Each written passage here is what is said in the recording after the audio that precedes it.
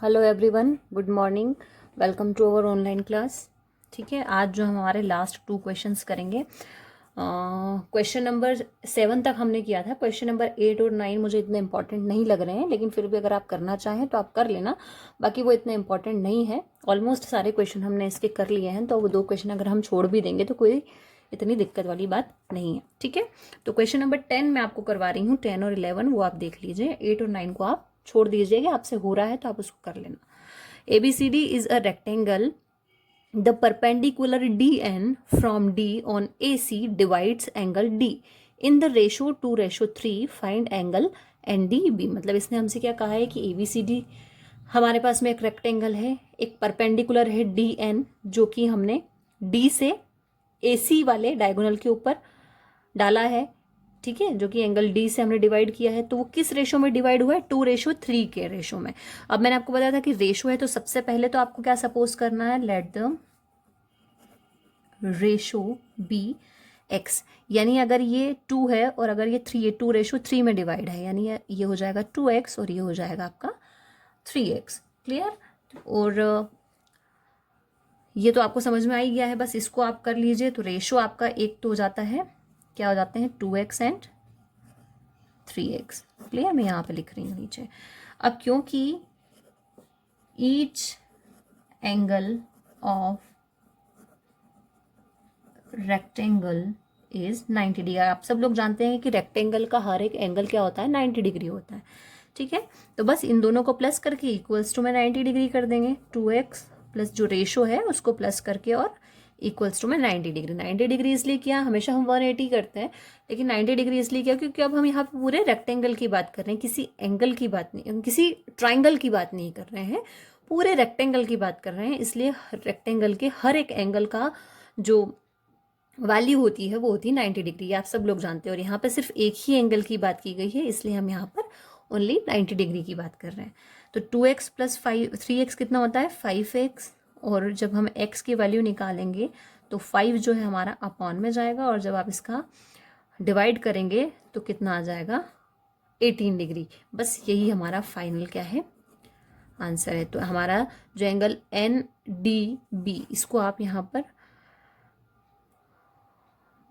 सी कर लो और इसको यहाँ पे आप बी कर लो। ठीक है, नेमिंग आप अपने हिसाब से कर सकते हैं, ऐसे भी कर सकते हैं ABCD, उस हिसाब से भी काम चल जाएगा। लेकिन डी होगा तो उसको डी से डाल देना, क्योंकि डायग्राम हमने बनाया है, डायग्राम क्वेश्चन के अंदर गिवन नहीं है। तो NDB यानी एंगल NDB हमारा कितना हो गया? 18 डिग्री। क्लियर? बिल्कुल सिंपल सा क्वेश्चन था। आप तो अगर ज़्यादा इतना तामझाम ध्यान नहीं रखना है तो आप सिर्फ रेशो से भी इसको ध्यान रख सकते हैं। अब हमारा लास्ट क्वेश्चन जो है इस चैप्टर का वो है ABCD इज अ ट्रेपेजियम। ठीक है, इन विच AB पैरेलल DC। पैरेलल आप सब लोग जानते हैं पैरेलल क्या होता है। जैसे ये CD साइड और ये AB साइड, ये क्या है? एक दूसरे के पैरेलल। पैरेलल का मतलब होता है कि जो लाइंस आपस में एक दूसरे को कभी भी इंटरसेक्ट नहीं करती हैं, वो क्या होती हैं? Parallel lines. लाइंस के बारे में आप लोगों ने पढ़ रखा है। जैसे AD और BC भी यहाँ पर पैरेलल है, CD और AB भी यहाँ पर पैरेलल है, तो वही हमको यहाँ पर बोल रखा है। If angle A equals to 50 degree and angle B equals to 70 degree, find the measure of its remaining two angles। यानी एंगल A और एंगल B की वैल्यू यहाँ पर हमको गिवन है, तो जो बचे हुए रिमेनिंग एंगल्स हैं, एंगल C और एंगल D, इनकी वैल्यू हमको क्या करनी है?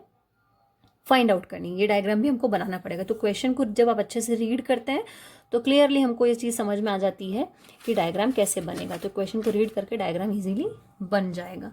तो सबसे पहले जो चीज़ें हमको गिवन है वो हम राइट कर लेते हैं। गिवन क्या है? AB parallel DC, angle A given है हमको 50 डिग्री, और एंगल B गिवन है हमको कितना? 70 डिग्री। क्लियर? अब 2 एंगल फाइंड करने हैं, तो ये चीज़ आप हमेशा ध्यान रखना कि एंगल A और एंगल D इक्वल होगा, क्योंकि आपको पता है कि जो कॉरस्पॉन्डिंग एंगल्स होते हैं, एंगल्स आप लोगों ने पढ़े हुए हैं ऑलरेडी, 7th क्लास उठा के देखना आप। और एंगल B और एंगल C इक्वल होते हैं। तो अगर एंगल A और एंगल B इक्वल नहीं होते हैं, क्या होता है? लीनियर पेयर पे होते हैं। आप सब लोगों को पता है कि जो कॉरस्पॉन्डिंग एंगल होते हैं उन दोनों का जो सम होता है वो 180 डिग्री होता है। यानी एंगल A और एंगल D, ये दोनों की जो भी वैल्यू होगी उसके इक्वल्स में क्या आएगा? 180 डिग्री। ठीक है, तो ये कितना आ जाएगा? Angle A plus angle D equals to 180 degree. Angle A की वैल्यू हमारे पास में गिवन है 50 डिग्री, एंगल डी की वैल्यू हमको फाइंड करनी है। So angle D equals to, when we transfer 50 degree then 180 minus 50 degree 130 degree. So the value of angle D is 130 degree. Now similarly when we add angle B plus angle C becomes 180 degree. Angle B is given into the question. So angle B equals to 70 degree. In the place of angle B we have to put 70 degree and angle C we have to find. When we transfer 70 degree, 180 minus 70 degree 110 degree. So the value of angle C equals to 110 degree. तो जो बचे हुए angles थे आपके उनकी value हमारे पास में आ चुकी है। एंगल C की 110 डिग्री और एंगल D की आपके पास में 130 डिग्री। तो बस ये मेरी तरफ से आपका ये चैप्टर यहाँ पर कंप्लीट हो गया है। आई होप कि आपको इस चैप्टर के अंदर कोई प्रॉब्लम नहीं आई होगी। ठीक है, तो अब आपका क्या काम है, इस पूरे चैप्टर को अच्छे से आप रिवाइज करेंगे। 2-3 दिन में मैं आपको इसका टेस्ट दे दूँगी मंडे तक। ठीक है, तो ये जितनी भी एक्सरसाइज मैंने करवाई हैं या जो आपको पहले सर ने करवाई थी, ठीक है, वो आपको अच्छे से कर लेना है और प्रैक्टिस कर लेना, ताकि जब टेस्ट हो तो उसके अंदर मैं आपको क्वेश्चन जो दूंगी करने के लिए वो आपके होना चाहिए, आपसे हो जाने चाहिए। समरी को अच्छे से पढ़ लेना। शेप्स के बारे में जो नॉलेज है वो आपको इसमें भी दे रखी है बुक के अंदर। जैसे देखो रोहम्बस के बारे में आपको यहाँ पर गिवन है ये। उसके बाद में सेकेंड वाला जो आपका है यहाँ पर ये रेक्टेंगल के बारे में आप लोगों को गिवन है यहाँ पर। फिर थर्ड आपको स्क्वायर के बारे में बोल रखा है। फिर फोर्थ आपको ट्रेपेजियम के बारे में बोल रखा है। तो आप एग्जाम्पल से रिलेटेड क्वेश्चंस भी कर सकते हैं और डायरेक्ट देखना है तो आपको समरी में सारी चीज़ें मिल जाएंगी। और आपको ये MCQs वगैरह भी सारी चीज़ें आप लोग देख लेना, क्योंकि अगर आपने पूरे चैप्टर को ध्यान से पढ़ा होगा तो ये MCQs और सारी चीज़ें आपसे बिल्कुल ईजिली हो जाएगी। ठीक है, तो इसको आप अच्छे से प्रैक्टिस करना, फिर हम नेक्स्ट चैप्टर स्टार्ट करेंगे। ठीक है, थैंक यू।